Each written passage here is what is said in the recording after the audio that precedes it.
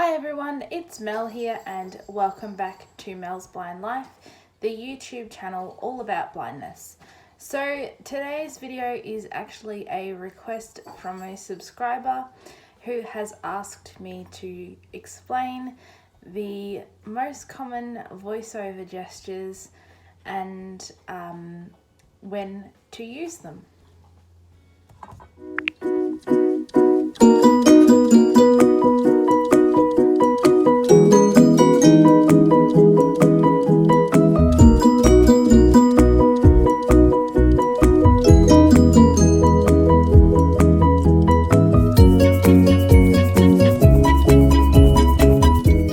Hi, this is Mel Stevens. Welcome back to Mel's Blind Life, the YouTube channel all about blindness. So for those of you who are unaware, VoiceOver is an assistive technology program built into all Apple products, iPhones, iPads, Apple Watches, MacBooks, HomePod and Apple TV, which gives voice feedback for what is being displayed on the screen of the device. So VoiceOver reads all text and information on the screen of your iPad, iPhone, etc., and you are able to use your device completely blind, listening to the audio feedback provided by VoiceOver. So there are a whole heap of different accessibility options in the Apple devices. VoiceOver is only one of them, and Apple is really good for the accessibility of their products. So let's get started with the VoiceOver gestures.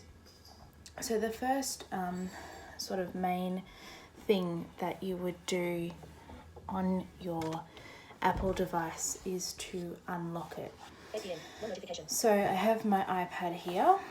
Messages 6 hours ago. Domino's. I will just display. So this is my iPad. So on the most recent version of iOS, which is iOS 12, and also on the iPhone X, or iPhone 10, which is the newest phone without the home button. To go home, you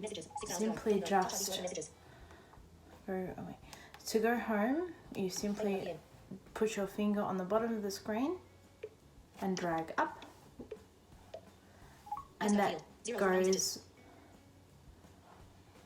that goes home and unlocks your device. So the most common gesture to get around your screen is a one finger swipe from left to right to go through your anything that's displayed on the screen. So contacts in Apple app. Creativity folder 4 apps. Entertainment folder 4 apps. 9 new items. Facebook. So I'm just doing that by doing a one finger swipe from left to right. Now to go back up towards the top, you would just do the opposite gesture, one finger swipe from right to left. Entertainment folder 4 apps. 9 new. Creativity folder 4 apps. Contacts in Apple app. Apple folder 4 apps. Apple folder 4 apps. So the gesture that I just used to stop VoiceOver talking was a two finger single tap. So if VoiceOver is talking, Apple folder 4 apps. you can just do a two finger single tap to stop VoiceOver from talking. It's kind of like hitting the control key if you're a JAWS user, and just to get JAWS to stop talking. So one of the other most important gestures, and probably one of the first things you need to learn, is how to stop and start audio and any other kind of sound interaction. This includes starting and stopping music, ending and answering a phone call, starting and stopping dictation when you're writing a message or an email. And this is a two finger double tap. Ooh, copyright. So that is a 2-finger double tap to do starting and stopping music, answer and hang up from a phone call, and start and stop dictation. So let's have a look at how I do text messages. There are several different ways of doing text messages and writing on an Apple device for a blind or vision impaired user, and there are actually 4 different types of text input. So the 4 different types are direct touch typing, standard typing, and touch typing. So standard typing is you put your finger on the letter to hear what the letter is, and then to select that particular letter you double tap to activate. Touch typing for VoiceOver is using one finger, putting it on the letter, and then lifting the finger off the screen. And direct touch typing is actually typing virtually exactly the same way as a sighted person would on their phone. Now, I like to use direct touch typing myself for short messages, and I will show you how that works. So now I'm going to send a text message. I know my home screen layout, so I don't need to swipe through all of my apps on my home screen. Ordinarily, you would just swipe left to right to go through the different options. But I'm not going to do that because I know my layout, so I'm just going to press on my Messages app.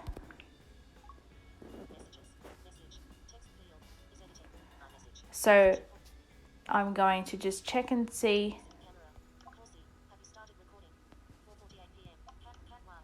And I'm going to do direct touch typing to answer this message. Yes, I have.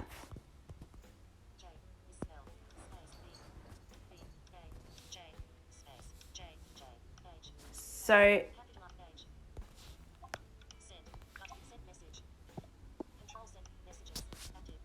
if I'm writing a longer message than that, I use a thing called Braille screen input.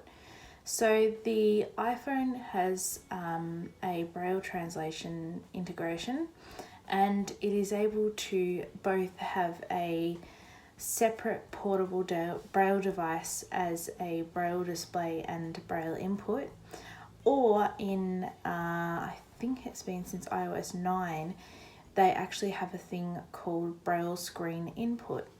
So Braille screen input is where you can select to have your screen bring up a Braille keyboard, and you can type using all of your Braille contractions on this keyboard, and then you can return to the main screen of the messaging app and have the things that you have written in the Braille arrive into your text field in print so you can send it off. So I'll show you what that looks like. So now you can see my friend has just sent me a message asking how I am, and to answer this message I'm going to actually use Braille screen input.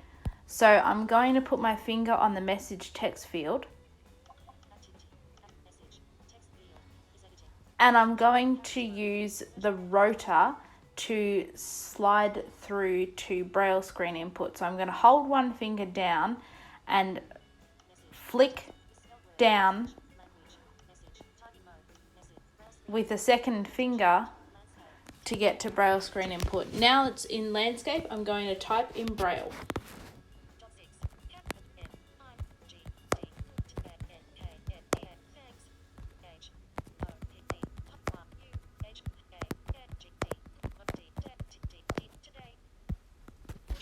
And so now, after I finished typing, I did a 2-finger scrub to go back to this messaging screen, And as you can see there, the message that I just typed in Braille has been put into the text field.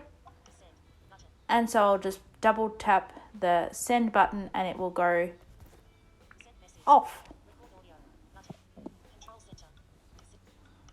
So Braille screen input is my favourite way of writing long text messages, emails. That's actually how I write all of my descriptions for my YouTube videos, all of my Facebook posts, everything long like that.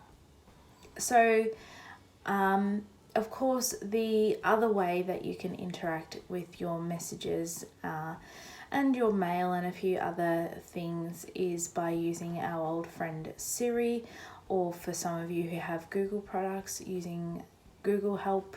I can't remember whether she's got a name, or using Cortana. And you can interact with your phone using that. I won't give you a demonstration because we all know how she works. So you can always use her to interact with your messages. And I know some blind or vision impaired people who struggle a lot with the user interface for VoiceOver, and so they just use Siri to do everything. So now I'll just give you a quick little list of some other gestures that are really important to know, that I use all the time. So a 3-finger swipe up, down, left or right will move to the next or previous page.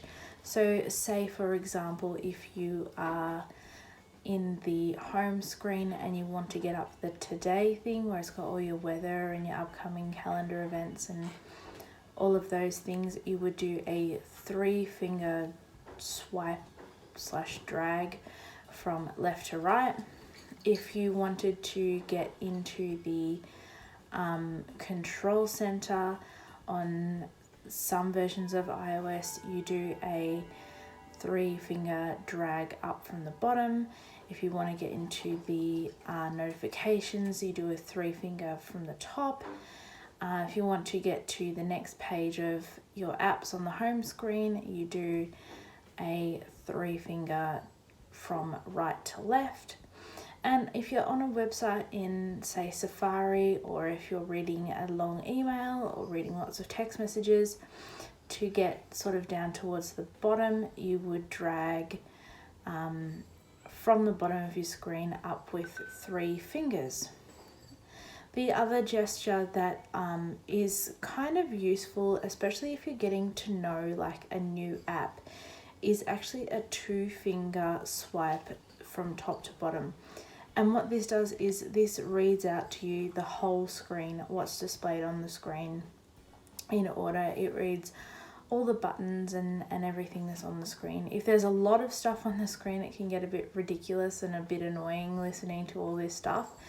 But I like to use it when I'm, using a new app that I've never used before, and I just want to listen to, what's on the front screen of this app and what's on the next screen and everything like that. So that's really a good use for it. And the other good use for the 2-finger swipe straight down is if you're reading a document you've received via email and you don't want to keep swiping from left to right through the document, you can just drag down with 2 fingers and it will read the whole thing. Another really useful gesture is a couple of sort of VoiceOver gestures to interact with VoiceOver itself. So if you do a 3-finger double tap, it will turn the speech of VoiceOver off. It will not turn VoiceOver itself off, but it will turn the speech off. And that is actually how I record my videos with my camera. I actually turn my speech of my phone off, not VoiceOver, but just the speech. So VoiceOver is still on, but she can't talk when I'm using my camera. A 3-finger triple tap will turn the screen curtain on. So what this does is it leaves VoiceOver on, but it turns the screen off so that sighted people can't see what you're doing on your phone, which I reckon is pretty clever. I used to do it a lot, but I used to get sick of people saying, oh, what's wrong with your phone, because my screen was off but I was still using it. A 4-finger double tap is probably your best friend also when you're using VoiceOver, because it goes into VoiceOver help and you can do any finger movement on your screen in VoiceOver help.